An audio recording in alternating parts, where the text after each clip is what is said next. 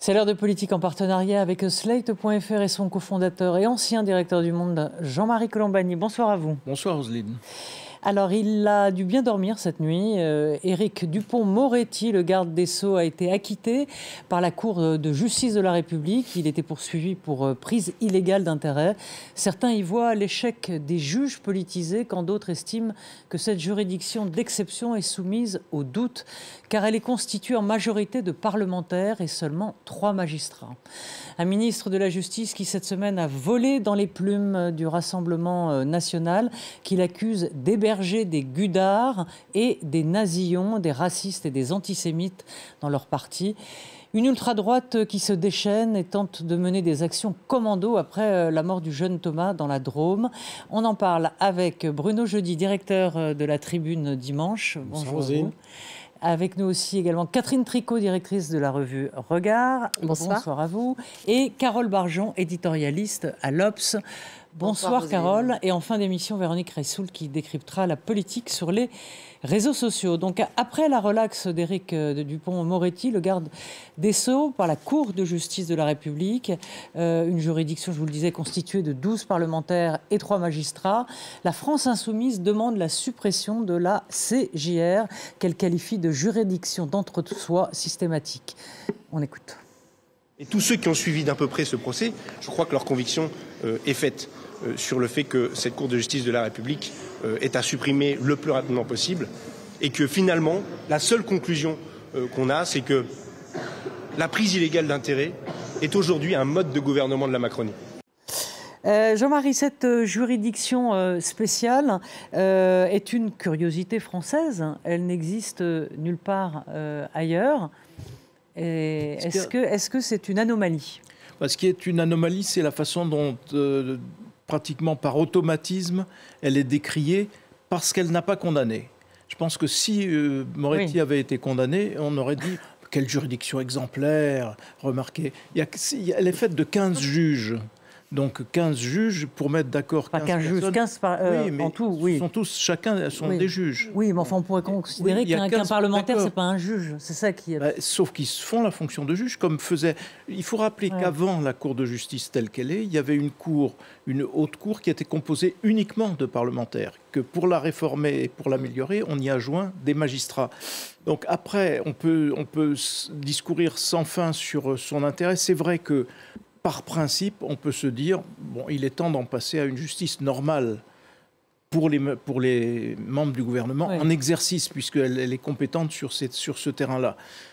Elle correspondait à un moment donné de l'évolution de notre système qui faisait qu'on considérait que c'était l'améliorer que de faire cette collégialité. Mais quand même, c'est quand même assez frappant, je pense, que de voir que Dupond-Moretti était déjà condamné et condamnable. Il ne l'est pas, donc on met en cause l'institution. C'est un vieux réflexe français, ça, toujours, et ça, c'est assez désolant. Parce que après, si on regarde le fond des choses, au fond des choses, s'il avait été condamné, on aurait eu cette nouveauté extraordinaire d'une victime condamnée. Car on oublie le déroulement des faits, et dans le déroulement des faits, Dupond-Moretti est victime, d'où une enquête administrative qui est diligentée, qu'il n'exploite pas d'ailleurs. Mais le point de départ, c'était bien cela. Oui. Donc, voilà. Oui, mais c'est vrai que Bruno, cette cour, cette juridiction a été, je crois, créée en 1994. Y est passé Balladur pour les frais, enfin sa campagne électorale. Laurent Fabius et Georgina Dufoy sur le sang contaminé. Et puis, j'oublie autre chose. Christine Lagarde. Christine Lagarde. Lorsqu'elle était oublié François Léotard avec Balladur. Est-ce qu'on peut considérer, au vu de l'histoire, que c'est une cour qui a été plutôt clémente ? Moi, je vois pas les choses. Je cherche pas la petite bête. Non, moi, je vois pas les choses comme ça. Je pense qu'aujourd'hui, LFI, évidemment, pousse des cris parce que la décision de la CJR ne leur convient pas. Ce serait dans l'autre sens. Je suis absolument d'accord avec Jean-Marie. J'ajouterais simplement que sur les 15, c'est-à-dire les 12 parlementaires plus les 3 magistrats, il y a 7 parlementaires d'opposition, 5 parlementaires de la... Non, il y a 7 parlementaires de la majorité, 5 parlementaires d'opposition, plus les 3 magistrats. Donc franchement, dans le rapport de force, je demande à voir ce qui s'est exactement passé.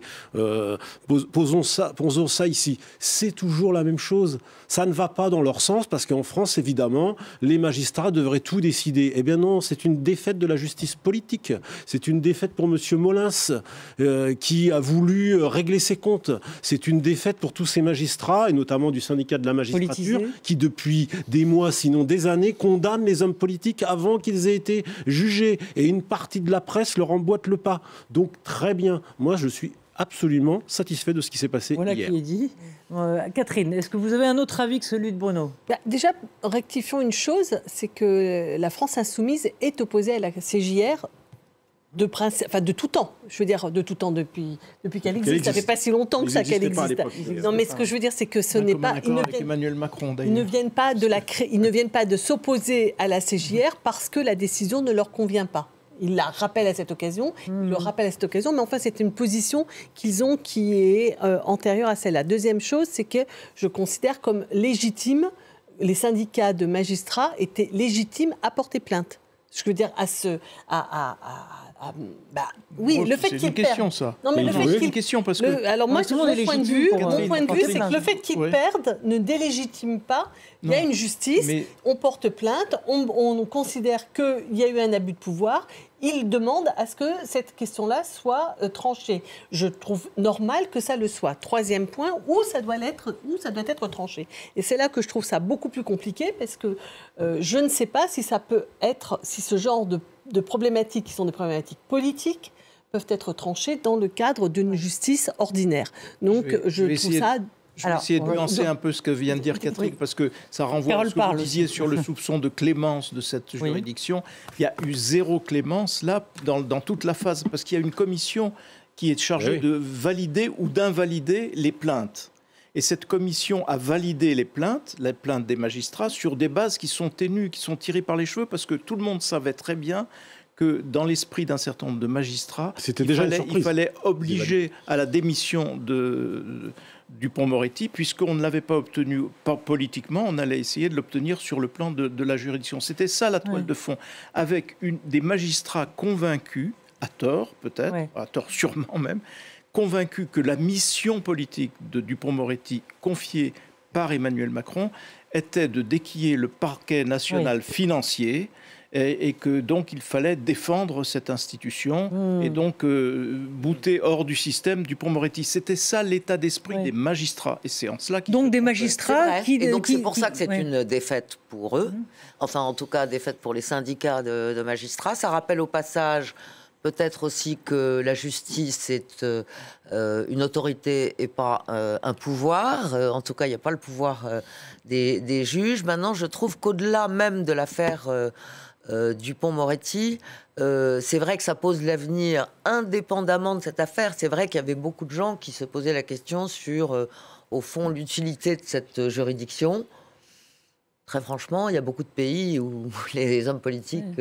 Vous pensez qu'il faut que les politiques par la soient justice jugés ordinaire, il n'y a pas forcément besoin d'une cour justice de la République. Donc ça, ce sera peut-être, on verra, dans les suites de cette affaire. Et l'autre suite, il sera intéressant de savoir si Éric Dupond-Moretti, ministre de la Justice, donc conforté aujourd'hui, va engager une réflexion sur la responsabilité des juges. Parce que on en a beaucoup parlé de ça, notamment à propos de l'affaire Doutreau, ou le fait que lorsque les juges commettent des erreurs, ils ne sont au fond, contrairement à plein d'autres professions, il n'y a pas d'instance réellement de contrôle. Est-ce que ça, qui est aussi dans l'idée d'Emmanuel Macron, est-ce que ça, c'est quelque chose qu'ils vont mettre en œuvre ou pas ? Oh non, on peut très bien défendre l'idée qu'on en est venu à un moment où on peut très bien avoir une justice ordinaire et réserver la justice d'exception. Donc, vous êtes d'accord avec la France Insoumise? Et c'était dans le programme d'Emmanuel Macron. Oui.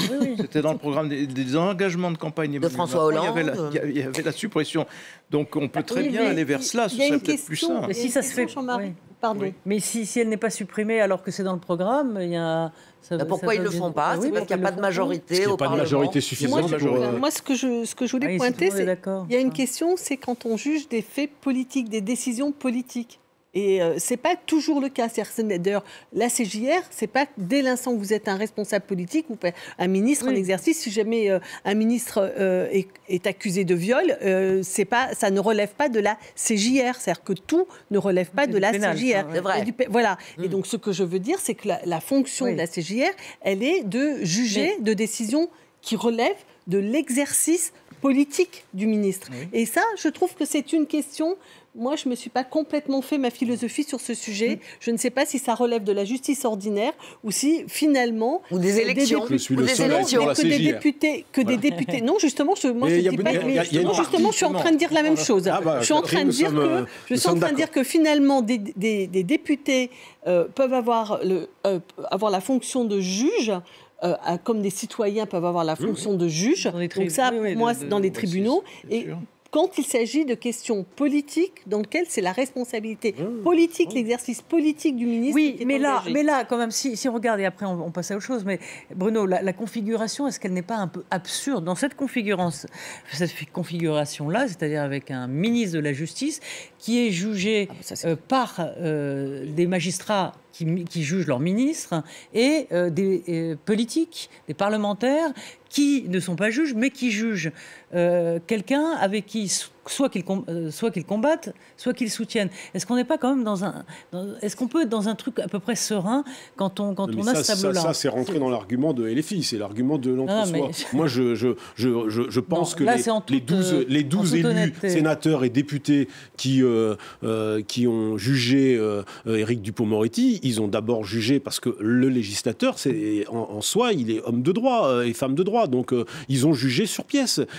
Et d'ailleurs, le choix, il faut voir comment sont choisis. Bayou, vous voyez, les gens qui sont choisis pour siéger, c'est-à-dire les partis qui délèguent, c'est quand même généralement des personnalités qui ne sont pas des amateurs en termes de droit. C'est plutôt, quand on regarde le profil, peut-être un ou deux, c'est quand même des gens qui sont délégués par leur parti sur ce poste, parce qu'ils ont le goût pour ça. Donc moi, je fais tout à fait confiance aux 12 politiques. Ça pourrait, d'ailleurs, il y en a 12 plus 12 suppléants. Donc, non, mais c'est la même question que pour les jurés populaires. Ou alors, si on discrédite par avance ou on délégitime par avance les politiques, il faut mettre en cause la composition du Conseil constitutionnel, puisque c'est le président qui décide. Elle est mise en cause d'ailleurs par une partie de la gauche. Donc à ce moment-là, on fait tomber l'état de droit comme ça. Oui, c'est-à-dire que petit à petit, le politique, il est plus bon à rien. Bon, bah non, moi je suis pas d'accord. Il y en a plus. Le drame, ou alors il reste les nuls. On n'en est pas loin. Le drame de Crépol continue de faire le beurre de l'extrême droite. Mardi encore lui, Éric Dupond-Moretti s'en est pris violemment au Rassemblement national, qui reprochait en tout cas à la justice son inaction. Regardez bien l'expression d'Elisabeth Borne lorsque le ministre Dupond-Moretti s'exprime.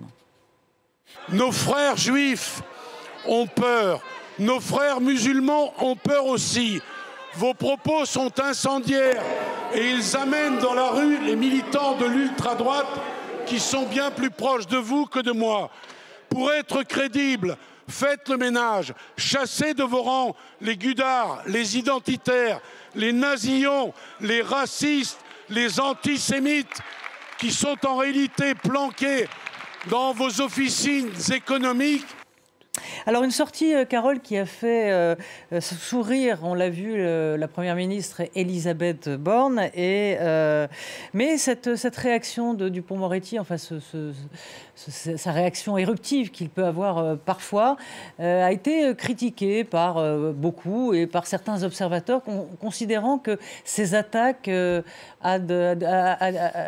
contre le Rassemblement national étaient en quelque sorte inopérantes et qu'elle ne servait à rien et que c'était un peu daté. Est-ce que vous êtes d'accord avec ça ? C'est d'ailleurs ce que pense Emmanuel Macron lui-même, puisqu'il avait On se souvient qu'en Conseil des ministres, il avait dit que pour combattre le Rassemblement national, il ne fallait pas être dans la morale et dans des arguments qui sont un peu ceux des années 80, au fond. Oui, mais il rappelle quand même quelques... mais peut-être s'attaquer aux causes. Et donc là, Éric Dupond-Moretti est plus effectivement dans une attaque un peu à l'ancienne. Moi, je trouve ça relativement contre-productif, personnellement. Il n'est pas... voilà. Non, je ne suis pas d'accord. Vous n'êtes pas d'accord? Non. Moi, d'abord, je pense que Emmanuel Macron, il avait dit ça, effectivement, mais ce n'était pas tout à fait la même chose. Parce que là, c'était sur un propos plus général sur l'antisémitisme. Alors que là, il vise l'ultra-droite, c'est-à-dire les 3000 personnes qui sont considérées comme les plus ultra à droite, puisqu'il y en a, si on est juste, il faut dire qu'il y en a 9000 côté gauche, 1300 fichés S individus violents côté droit. Donc là, on a affaire à des vrais extrémistes, à des qui prônent le djihad. C'est le Rassemblement national qui l'attaque. Oui, non, ils demandent de chasser les nazillons et les gudards qui sont encore dans le Rassemblement national. Donc on peut tout à fait ne pas être d'accord avec Dupond-Moretti, mais je trouve que à cet endroit-là, il peut le faire. Et d'ailleurs, il a un peu fait perdre les pédales à Marine Le Pen et Jordan Bardella qui ont dit oui, on va porter plainte, oubliant que l'article 41 protège les ministres et les députés à l'intérieur de l'hémicycle. Donc ils étaient bien à court d'arguments. Et Bardella, le lendemain, disant par presse interposée, disant je défie M. Dupond-Moretti aux élections. Alors, c'est vrai que Dupond-Moretti aux élections, il a plutôt montré pas beaucoup d'efficacité. Mais dans l'hémicycle, je trouve que la veille de son jugement, ça avait plutôt de la gueule. Catherine, est-ce que vous considérez que c'est important? Voilà, c'est vrai qu'en ce moment, et Jean-Marie l'a dit tout au long de ces dernières émissions, qu'il y a une tentation en ces derniers temps de glorifier le Rassemblement national en disant qu'il avait été, notamment sur la condamnation du Hamas, tout à fait dans les clous, et du bon côté de l'histoire, et voilà, que le loup, en quelque sorte, le loup se déguisait en agneau. Est-ce que il est important de rappeler ce qu'a dit Moretti? Je ne crois pas que ce qu'a dit Dupond-Moretti va régler le problème. Non. Donc, mais ceci étant, je pense que c'est pas mal de rappeler quelques vérités. Donc c'est ce qu'il a fait. Et je rejoins Carole parce que ça ne réglera pas la question. Il faut certainement plus d'arguments, plus de politique, plus de pratique. Mais il faut maintenant se réveiller. C'est-à-dire que quand Macron disait « réveillez-vous » il y a quelques jours, je pense que là, il faut vraiment qu'on se réveille. Parce que le danger d'extrême droite qui serait extrêmement grave. C'est ce qu'ont dit certains aux Pays-Bas. Oui, vous êtes réveillé un peu tard. Oui, là, je pense que Gérald Darmanin alimente l'incendie, à mon avis, et que là, et comme souvent, on a un ministre qui fait ceci et l'autre qui fait cela, ce qui fait qu'on ne sait pas très bien où se situe réellement le centre politique, le centre de gravité politique de la Macronie. Donc, elle est un peu comme ci, un peu comme ça. Je pense que... c'est pas mal le couple Darmanin-Dupond-Moretti. Oui, justement, ce que moi j'aimerais... Darmanin, il envoie la CRS 8 pour essayer de mater l'ultra-droite à Romans-sur-Isère, et Dupond-Moretti, il fait de la politique dans l'hémicycle. Oui, enfin, Darmanin sur l'affaire du meurtre du jeune Thomas, on ne peut pas dire qu'il était clean quand même. Sur son interprétation, sur la lecture qu'il a donnée de cet événement, je pense qu'il a donné du grain à moudre à l'extrême droite. Donc je pense qu'il faut combattre... En parlant d'ensauvagement d'ensauvagement, en alimentant l'idée qu'il s'agissait d'une vendetta, des quartiers, etc. Il a vraiment alimenté le storytelling d'extrême droite. Moi, dès les 2 jours après, à l'Assemblée nationale, lors des questions d'actualité, moi, ce que je crois, c'est qu'il faut maintenant clarifier un discours et le tenir à toutes les occasions, c'est-à-dire à la fois à l'occasion des faits divers, prendre des positions qui peuvent être tranchantes, avoir une politique conséquente, ne pas proposer la loi immigration qu'il est en train de proposer, qui est une loi, à mon avis, qui alimente la xénophobie, et qu'il faut se réveiller là maintenant, et que Dupond-Moretti l'a fait. Encore une fois, je pense que ça ne suffit pas, mais c'était à cet endroit juste et salutaire. Se réveiller, ça devrait être adressé au président de la République lui-même, parce que c'est probablement lui qui semble avoir le moins conscience que Marine Le Pen est quasiment élue aujourd'hui, en tout cas si les élections avaient lieu demain. Peut-être. Il devrait, parce que c'est... Mais et puis surtout, il y a encore 3 ans et demi devant nous, et en 3 ans et demi, on peut s'user beaucoup et assez vite. Rappelons-nous Alain Juppé qui pendant 2 ans était quasiment président dans l'esprit public, et puis qui finalement s'est planté aux primaires de son propre parti. Donc ça, c'est... Après, on ne peut pas se plaindre non plus qu'il y ait des joutes parlementaires, parce que la tradition des joutes parlementaires, ça existe en France, c'est souvent...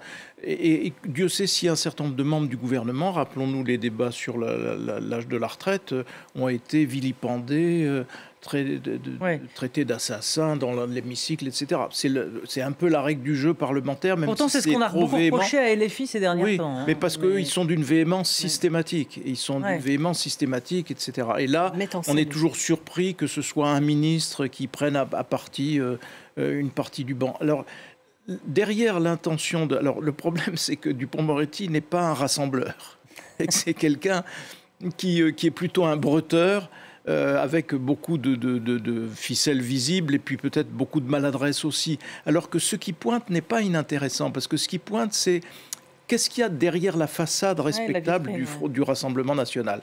Il y a des gens qui sont d'anciens fascistes ou crypto-fascistes, il y a des gens qui sont des antisémites, il y a des gens qui sont ceci, cela. C'est ça qu'il essaye de... Et ce n'est pas inutile de lever ce mystère-là, parce qu'il vaut mieux savoir à qui on a affaire avant de voter. Donc ça, c'est... De ce point de vue-là, voilà.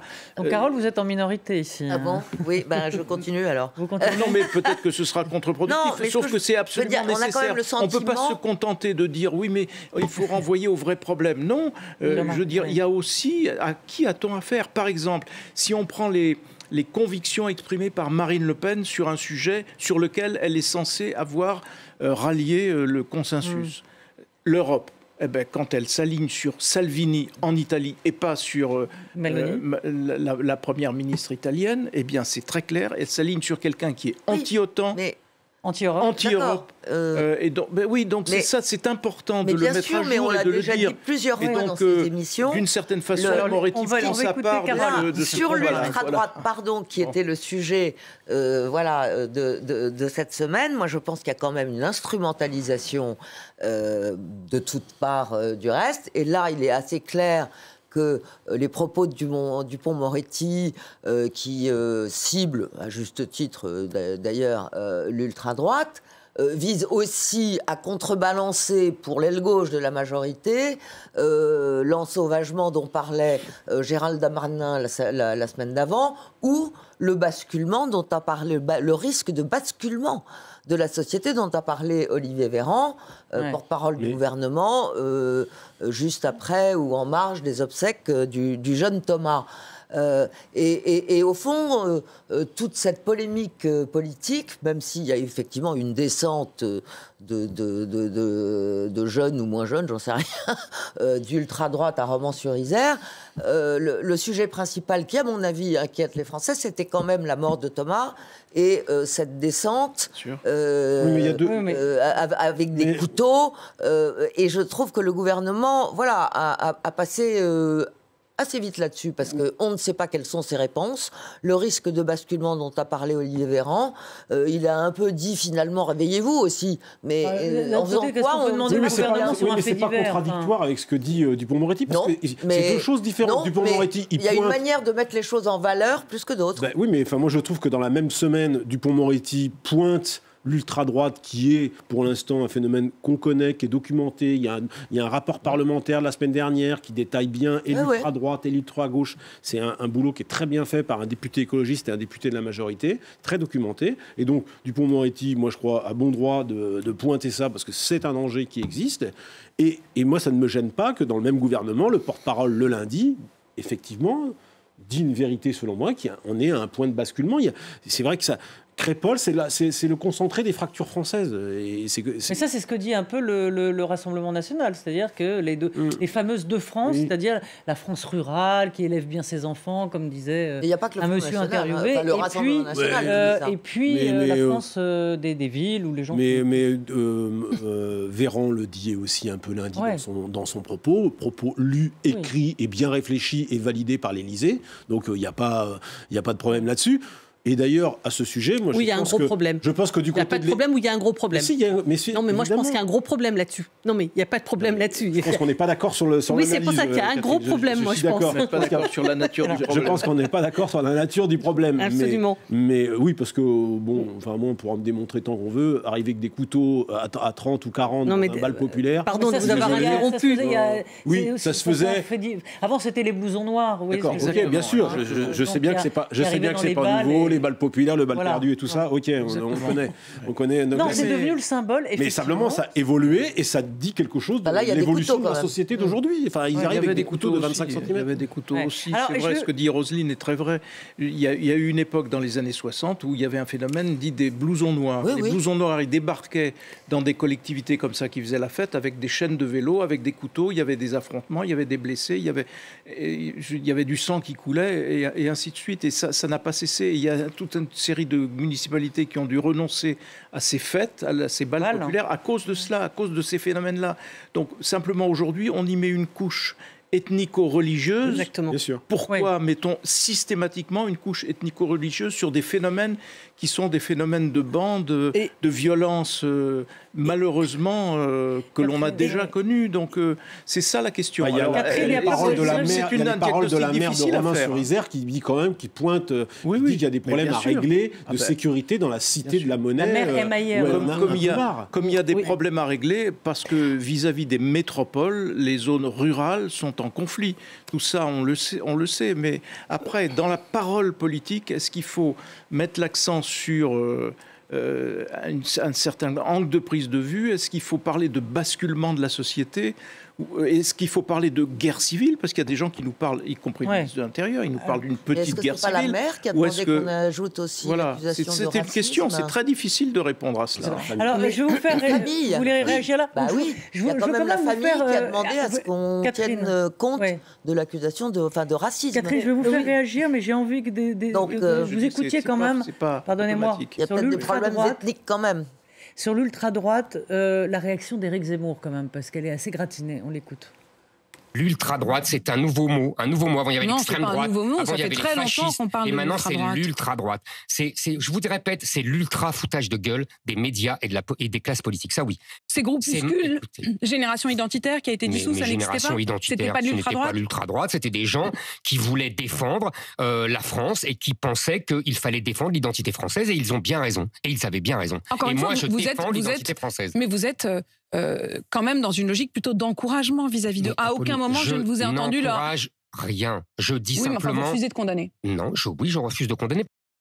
Je refuse de condamner, Catherine. Oui, mais enfin, c'est tout à fait cohérent avec... tout le monde se souvient de sa déclaration de candidature où il essayait de se mettre dans les habits du général de Gaulle. C'est-à-dire que lui, il considère que le discours qu'il tient et la proposition politique qui est la sienne, que tous les Français ont bien identifié comme étant très à droite, encore plus à droite que Marine Le Pen, qui elle-même est cataloguée à l'extrême droite. Donc c'est l'idiot utile. Mais non, il légitime. C'est son discours. Il ne se considère pas, lui, comme un extrémiste. Il considère qu'il est légitime à le porter, et d'ailleurs qu'il peut même se prévaloir du général de Gaulle. Donc, il continue. Pour moi, il n'y a pas de surprise dans cette déclaration. C'est quand même une musique différente de Le Pen. Non, ce que je suis en train de dire, c'est que Zemmour fait du Zemmour de façon tout à fait attendue. Il n'a pas changé sa position par rapport à la présidentielle. Il est à la droite de Marine Le Pen, c'est clair. Exactement. Et il ne considère pas qu'il est... Il pense qu'il représente la France éternelle, catholique et blanche. C'est le grand remplacement. Mais c'est ça qu'il défend. Et donc, il continue de le porter. Ce que je voulais dire à propos de notre discussion de tout à l'heure, c'est que le fait que la France est extrêmement en tension, qu'il y a des risques de division à l'intérieur de notre pays, ça me paraît tout à fait clair. Mais le problème, c'est d'essayer d'en comprendre les origines et comment les surmonter. Et je rejoins tout à fait ce que disait Jean-Marie tout à l'heure. Le problème n'est pas de tout lire au prisme des divisions ethnico-religieuse, etc. Ça n'a pas de sens de lire les choses dans ce sens. Alors là, mais il y a des raisons quand même très bien connues. Il y a des... moi justement, ce que je veux dire par là, c'est que la France est par exemple, dans les pays du monde, le pays qui a le plus de mariages mixtes. C'est-à-dire que considérer qu'on est devant un problème majeur de racisme en France et d'opposition entre une France blanche et une France des quartiers, ce n'est pas vrai. Les gens des quartiers, et là j'ai amené un petit livre qu'on m'a demandé, non mais c'est tout à fait par hasard, mais aussi Mimi qui est un élu. Qui est un élu ça s'appelle Française, tout simplement. Tout simplement. Et c'est un élu de Vitry qui raconte, c'est un homme qui a 45 ans, donc c'est pas un jeune homme de 20 ans, mais qui raconte ce qu'est l'aspiration, la sienne quand il avait 20 ans et celle des jeunes qu'il côtoie dans sa ville, dont il est élu. Ce à quoi ils aspirent, c'est d'être français, tout simplement, et de participer, et donc de sortir du ghetto, de ne pas être dans des écoles qui sont sectorisées comme elles le sont aujourd'hui, qui font qu'on est ghettoisé, mais c'est de ça dont il est question. Non, personne ne dit que tous les gens des quartiers veulent faire c'est dit. Bien sûr que oui, Carole, c'est dit. Non, mais tout le monde ne dit pas ça. Non, mais ce que je veux dire, c'est pas. Non, je ne dis pas. Non, mais pardon, qui a demandé à ce que le racisme, la notion de racisme soit intégrée dans l'enquête? C'est la famille du jeune Thomas.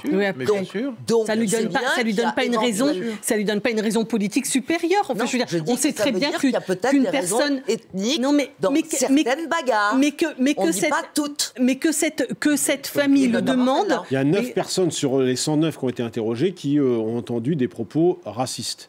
Donc après, c'est l'enquête qui déterminera s'il y a une si c'était la motivation. Si c'était la motivation, parce que ce que pour l'instant les juges ont retenu, ils disent pas qu'il n'y en a pas eu. Ce qu'ils disent, c'est que ce n'est pas la motivation. Ce qui a déclenché la bagarre. Il y en a au moins pour 9 personnes. Non, le fait d'avoir tenu un propos raciste ne dit pas que c'est pour cette raison-là qu'ils sont venus. Est-ce qu'il y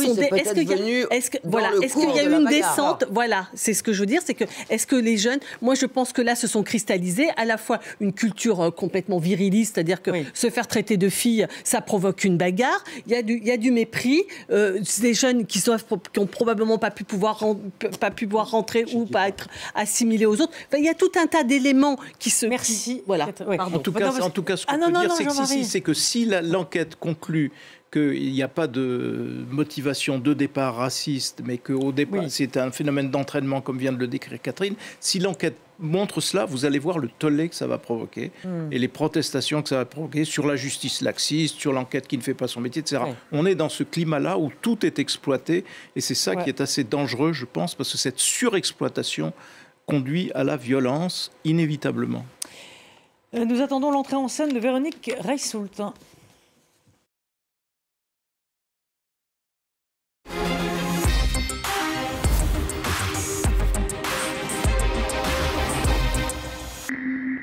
Bonjour. Je n'ai pas mis mes talons, là, vous êtes plus grande que moi. D'accord.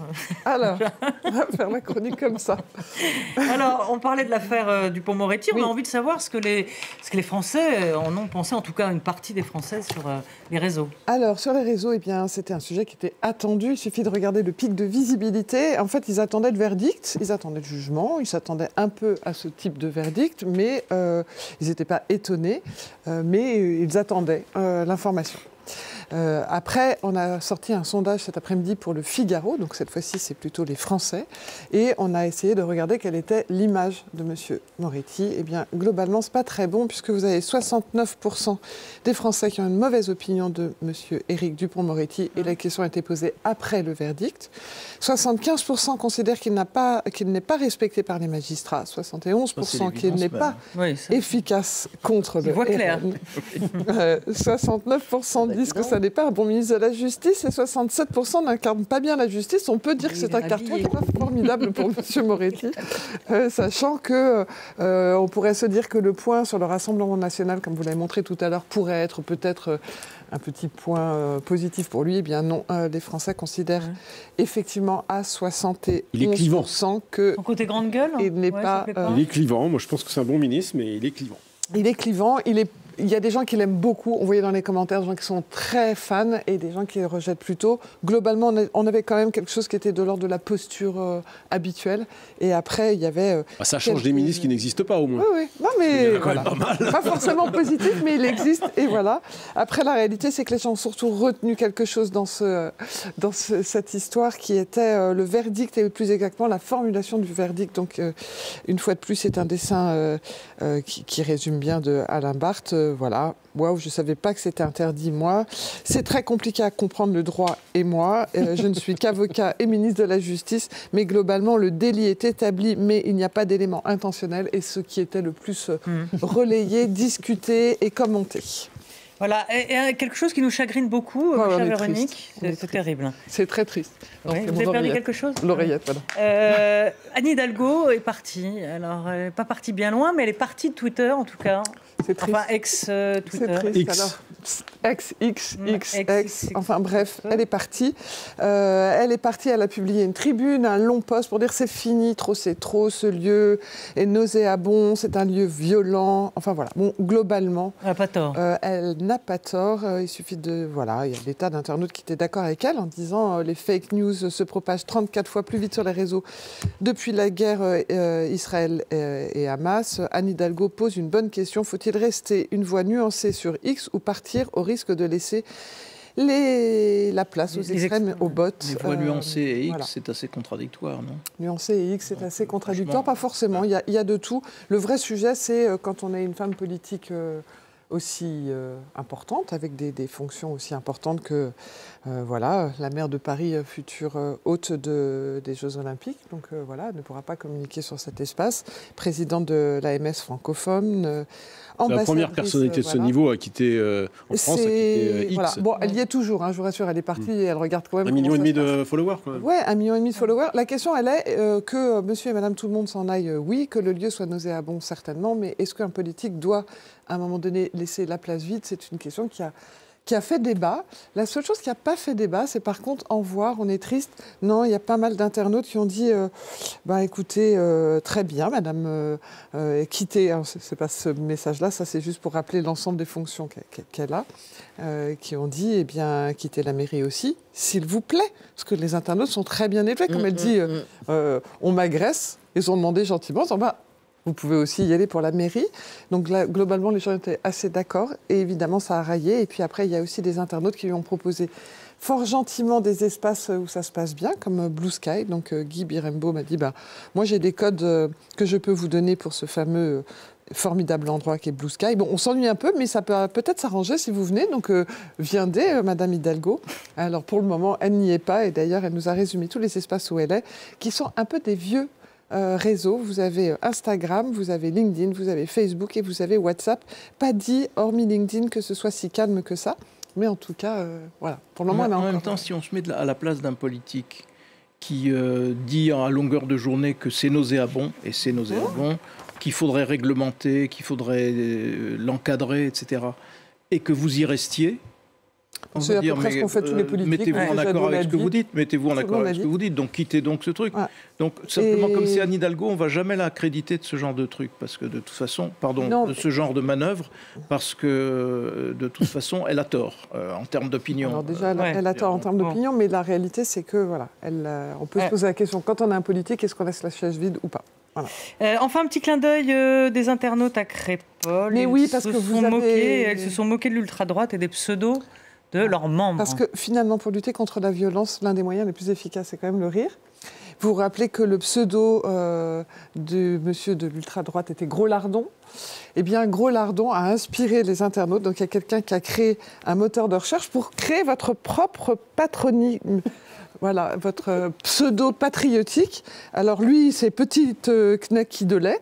Patriotique. Ah bah oui, c'est le principe. Gros Lardon était censé être patriotique. Et donc, ce moteur de recherche, je vous invite à aller voir ce monsieur, c'est assez drôle. Donc, après, vous avez des gens qui ont échangé. Donc, ils ont appuyé sur ce petit moteur de recherche qui vous dit, ce petit créateur de pseudo. Et donc après les gens, donc Gros Pied de Cochon artisanal, un autre qui disait moi je suis petit saucisson épicé et j'attends les ordres. Enfin bref, ils se sont fait plaisir. C'est une façon finalement de rapporter un peu de paix, c'est se moquer, gentiment se moquer.